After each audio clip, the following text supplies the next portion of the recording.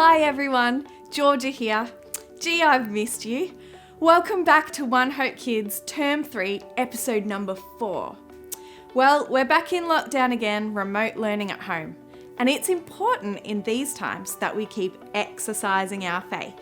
And today, we're going to learn how to do that through discipline and gratitude, being thankful. Do you know why Jesus called his followers disciples? Because those who follow Jesus must show discipline. What is this word? Can you say this word? Repeat after me. Discipline. And what does it mean? Well, in your case as children, you show discipline when you obey the rules of your mum and dad, or grandma and grandpa, or your carer. You show discipline when you stick to what they say and behave how you've been asked to behave. It's about having self-control. Being naughty is the opposite of being disciplined because you have not done what you have been asked to do. Some of you have had your discipline tested probably a few days ago, but specifically a few months ago. You may not know this, but some of your parents and carers put a cookie or some chocolate or a marshmallow in front of you as an experiment and told you that you could not eat it until they came back. Then they left the room, and while they were gone, you had to decide whether you would be disciplined and not eat it, or whether you would disobey what they had asked and eat it anyway before they returned, giving into temptation. Sometimes it takes a lot of hard work and effort to be disciplined and remain self-controlled. Here's a video of our very own OneHope Kids, Indy, who showed much discipline in deciding not to eat chocolate until she was told that she could. Right, this isn't for now. Just going to sit it there, okay? Not to eat it, okay? I'm going to be back soon, okay? I'm just going to go up the other end of the house, do some work, and I'll come back, okay? Are you going to eat your chocolate? No. Okay. Got to sit in your seat.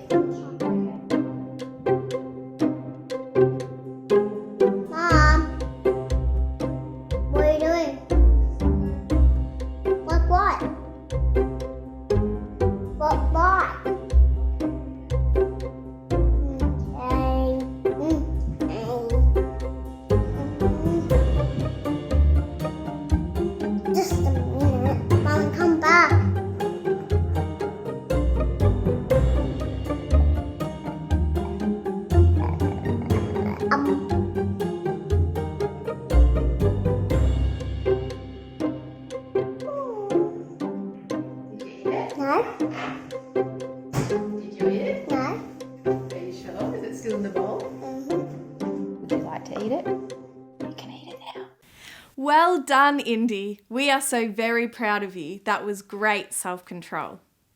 Well, Jesus tells us a story in the Bible about a man who had 2 sons who lived at a house that would have been similar to this one in Israel. One son was very disciplined and a hard worker, but the other one decided that he didn't want to work for his father. He didn't want to behave or live as his dad wanted him to behave or live. So he left home and he left his family behind to live a life without rules. Now, some of us might think that that sounds like fun, but a life without boundaries has consequences. Now, I know that's a big word too, isn't it? Consequences. What does it mean? Well, consequences are the result of an action or situation that are usually bad. So, for example, when you don't do what your parents or carers ask of you, a consequence might be that you might have to sit on the naughty step or maybe even go to bed early.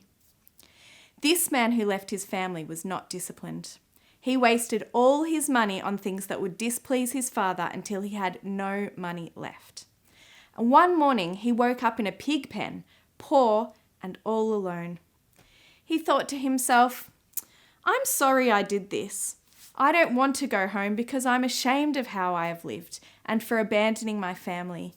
I think my father will be angry at me because of how much I've hurt him. But I miss him and I have no other choice but to go home. So I'll ask my father if I can work as his servant." On returning home, he was surprised.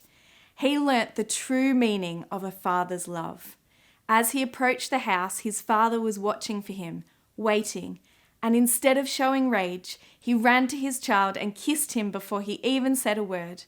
That kiss said, "I love you, I forgive you, and you are still my son." This week, we can exercise our faith by being thankful for God's love, just like this man was so grateful for his father's forgiveness and unconditional love, no matter what he had done or how he had lived. We can also be grateful for that same kind of love that is given to us from our Heavenly Father, God. So there's 2 things we can do to exercise our faith this week. First, use our manners. How many times do you say thank you? In 1 Thessalonians 5 verse 18, it says, "Give thanks in all circumstances." When we exercise our faith, we say thank you to God by saying grace before we have food. I say thank you to God every time I go for a walk and smell the roses. Literally, I stop and I smell them, and I thank God for creating such a beautiful smelling flower. I thank Him for the clean water that comes out of our tap. We exercise our faith when we're grateful for what we have in our life, even the things we never thought to be thankful for. We can tell God what we are thankful for throughout our day or in our nighttime prayers. Instead of just praying for others or ourselves, we can start our prayers by thanking God for His unconditional love for us. And secondly, record your thankfulness. There are several occasions in the Bible where the children of Israel were guilty of great sins simply because they did not remember the great things God had done for them.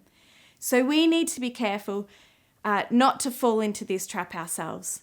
There's so many different ways to keep a list. My favorite idea for you is to keep a family prayer journal.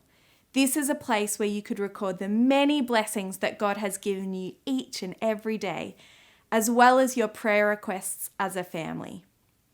Well, that's it from me this week, kids. We are missing your beautiful faces, but we're looking forward to seeing you next week on Zoom in our midterm party. Woohoo! We'll be sending your parents and carers an email this week so they can set up the computer and Zoom you in next Sunday. We love you and we'll see you then. Bye for now.